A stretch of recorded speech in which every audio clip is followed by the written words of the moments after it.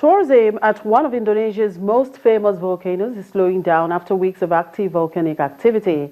The 2,329 meters high Mount Bromo has become very active over the past 1 month, prompting a nearby airport to close down. The volcano is a favorite destination for many Australian and European tourists during the long Christmas and New Year holiday. But the number of visitors has fallen significantly this holiday season because of the eruption. Currently, the volcano is on high alert, the second highest warning level on the Indonesian system, setting the restricted zone up to 2.5-kilometer radius from the crater. But even the volatile volcanic activity did not stop curious travelers to come and appreciate the beauty of the volcano. No, I haven't, but I just asked to people and say it is possible to go there. They told me that there was an area about 4 kilometers or that you can, 2.5 that you cannot go. But I say that was there was no problem. I wasn't afraid about that. So I'm lucky, and maybe some scare. I was scared before seeing. Now that I'm here, I don't have any problem. I think it's very nice. So I think it's beautiful. Hotel operators say they saw a drastic drop in business as many of the attractions in Mount Bromo area were not accessible anymore. One of the reasons is that the tourists come from far away from Bromo, and they feel pity that they cannot go to see Bromo's caldera, the savanna, and also sea of sand. Others might be worried about the eruption at Bromo. This volcano is different from other volcanoes, Mount Merapi and Kelud. Housemen who guide tourists to the crater said their income had also shrunk following the eruptions. My income dropped significantly.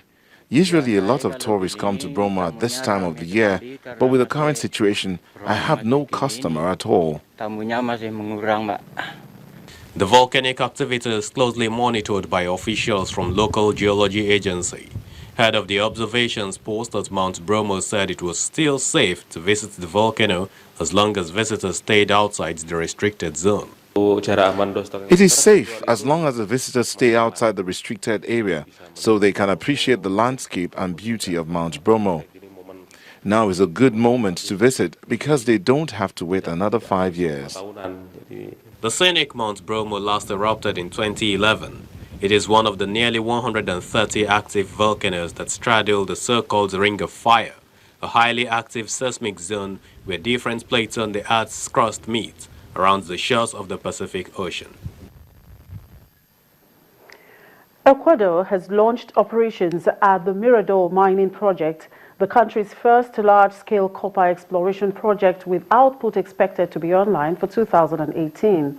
Chinese-owned Ecuador will invest $1.4 billion to develop the open-pit mining project, which is in the southern Zamora-Chinchipe region. Although the deal for the project was signed back in 2012, there has been a 3-year delay in construction owing to environmental impact studies and difficulties in acquiring land surrounding the site.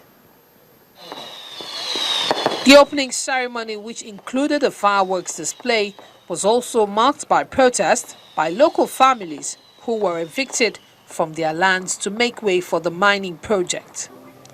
The government estimates there are £4,738 million. That's about 2.15 million tons of copper reserves at the site. Ecuador's mining minister, Javier Cordova, said it was a historic day for the country's mining industry. This historic day will certainly make a before and after in national mining. Today we are seeing how this dream is coming true, having started more than 3 years ago when our government first signed a contract with the Chinese capital mining company, Ecuador. The province of Zamora-Chinchipe and the entire country began a new era of progress in developing, thanks to the development of the first industrial mining project in Ecuador. Ecuador has no mining industry to speak of, and President Rafael Correa, a U.S.-trained economist, is focused on attracting more investments to tap the country's big copper, gold and silver deposits to diversify the economy. Strategic Sectors Minister Rafael Poveda said El Mirado would create up to 10,000 jobs at the peak of its construction. This year we've used $130 million in investment funds. Next year there will be $500 million in investments for the construction of the mine.